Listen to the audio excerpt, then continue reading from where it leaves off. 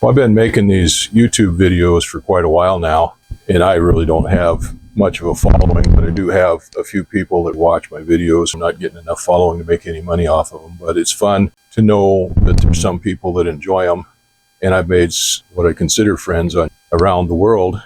There's one fella in China I haven't heard from for quite a few years, but he was pretty interesting to communicate with. He's an engineer there, and he was building a Super Cub from scratch over there. Got to communicating with him when I was building the fuselage for my Cub. My daughter-in-law's brother watches from Peru. He's never really communicated with me on any of the videos, but I did talk to him on the telephone here a couple of years ago when we were down in Florida visiting my daughter-in-law, and he called her up and we got to talk for quite a while. Very interesting guy, civil engineer, really nice fella. And I think I heard from a couple of people from Brazil and other countries. A friend in Juneau, Ketchikan, a couple of guys in the United States, mainly that are interested in the aviation stuff that I do, the aircraft building that I do. You get some good feedback from some of those guys too.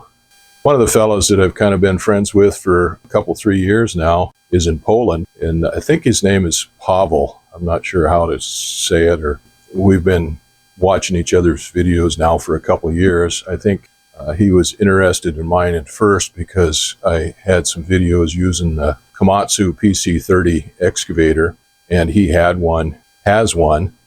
Now mine was a gray market machine out of Japan. It was pretty well wore out when I got it, and it is completely wore out now, but it's still a usable machine. The one he has, he took it all apart and completely rebuilt it and made it better than new. It's just a beautiful machine, but he does that a lot with a lot of machines.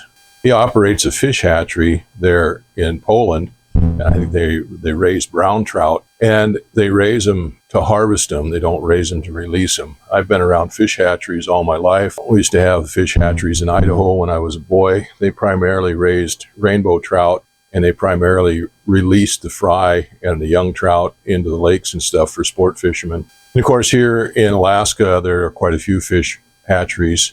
We have one right out here outside of town. It's just about, 10 miles from here. And they raise king salmon. King salmon return there when they're mature, and they harvest the eggs there and then release the fry back out into the wild for both sport and commercial use. And then there are quite a few commercial fish hatcheries around. Primarily here in Southeast, they primarily raise chum salmon. When they return, they milk them for their eggs and then raise them to fry and then release them to the wild. And they do it for the money. They harvest a certain amount of them for brood stock to get back the eggs and stuff, and then they do cost recovery. But most of the places, they raise the fish to fry and turn them loose into the wild, harvest them when they come back.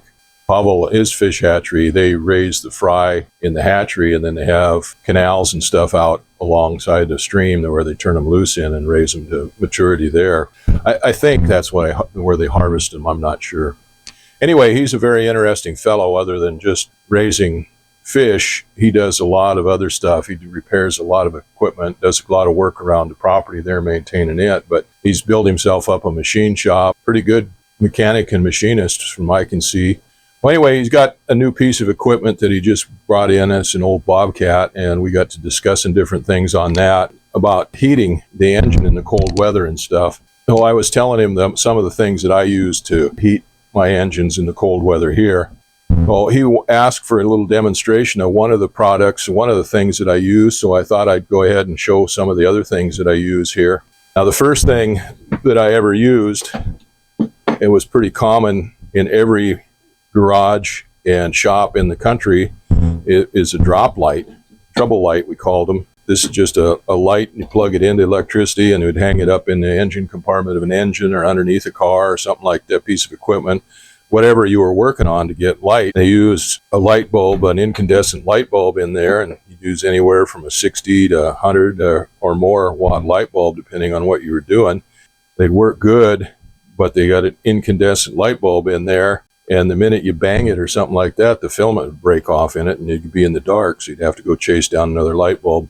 But I used them a lot for heat, sticking them in the engine compartment or around a water pump or something like that, and close over it and whatnot for heat. Use a 60 to a 100-watt light bulb. Of course, a 100-watt light bulb doesn't last very long. I don't remember what the hours are on them, but a 60-watt light bulb will last a lot longer. We used to be able to get a little thing that was about the size of a dime you could drop down in there that was a resistor. And if you put a 100-watt light bulb in there, current would flow up through that resistor and you wouldn't be getting the full 100 watts out of the light bulb. But it's a 100-watt bulb, but because it's only running at 80 or 90 watts, the life on it goes up exponentially.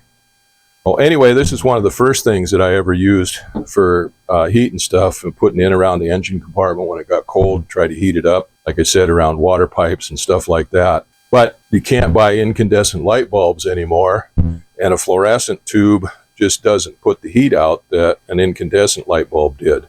So one of the things I did for that is they make these little ceramic heaters, and they have the same socket on them, the same connector on them as a light bulb does. And you can get these, well, I know they have them in 220 volts or 240 volts. Of course, here we use 110 primarily, but they have them in different wattage outputs. Like this one happens to be a 50 watt. You can get them up to 150, 200 watts, whatever. This is similar to what I had in my bathhouse to keep my on-demand hot water heater from freezing up when it got cold. And I think that's what started the fire in the bathhouse and burned it up. Is when it get really cold out, I drain the water out of the on-demand hot water heater, of course, turn everything off, but there's always a little bit of residual water in it. And I've had it freeze up before and burst a pipe internally in the water heater, and then had to go in and repair it. So we'd drain the water out of the water heater, have this heater like this down underneath it. Pretty sure what happened is I had a towel draped over the water heater, and I think it slipped off and slipped down onto the heater, caught fire. And of course the bathhouse was just an aluminum tube structure with vinyl tarps over the top of it, and the vinyl tarps, once they started burning, they went off like the Hindenburg. But anyway, I've got one of these in my engine of the airplane right now, in one of these cages like this, to keep it warm over the winter so it doesn't get condensation in the engine. I also set this one up. I got ceramic socket here for it, and I've got it set up with a big magnet on the back of it, and I put it on my tools to help keep the condensation off the tools in the wintertime when it gets cold. Another thing that I've got, and this is the one I was talking to Paweł about, this is a little heater, and it has magnets on it. There, that's steel. Anyway, it sticks to that, and you just plug it in. It'll stick to the crankcase of an engine, as long as it's not an aluminum block.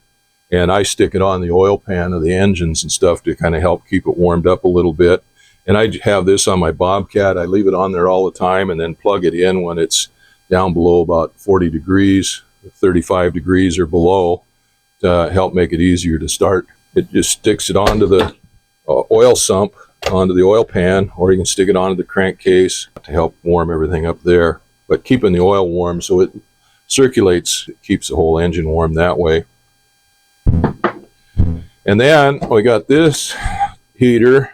This style was recommended by some of the guys, aviation guys in Alaska and northern Canada, and you couldn't buy this in the United States. I actually wound up buying this in Canada when I was driving through one time. I don't know what the wattage is on this one, but it puts out a lot of heat. The recommendation on here was like for preheating the engine of an airplane when it's really cold outside. You stick this inside the engine compartment, and then in a couple hours, hour or two, or a couple hours before you get ready to fly, you turn this on to help preheat everything to get it warmed up. It's got a bracket that you can mount on here that it'll slide on for inside of a vehicle. It's a strong heater. It has a fan built into it, and it's got a lot of coils in here.